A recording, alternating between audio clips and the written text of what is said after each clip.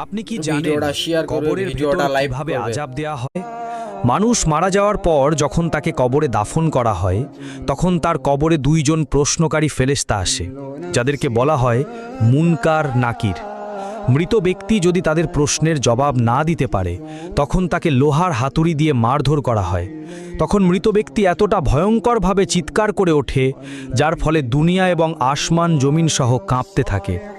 কিন্তু এই চিৎকার শুধু জিন এবং পশু পাখিরাই শুনতে পায়, এবং কবর তাকে এমনভাবে চাপ দেবে যার ফলে তার এক পাঁজরের হাড় অন্য পাঁজরে ঢুকে যাবে এবং তার কবরে জাহান্নামের দরজা খুলে যাবে। কিয়ামত পর্যন্ত সে জাহান্নামের আগুনে জ্বলতে থাকবে।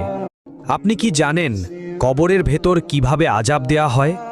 মানুষ মারা যাওয়ার পর যখন তাকে কবরে দাফন করা হয় তখন তার কবরে দুইজন প্রশ্নকারী ফেরেশতা আসে, যাদেরকে বলা হয় মুনকার নাকির।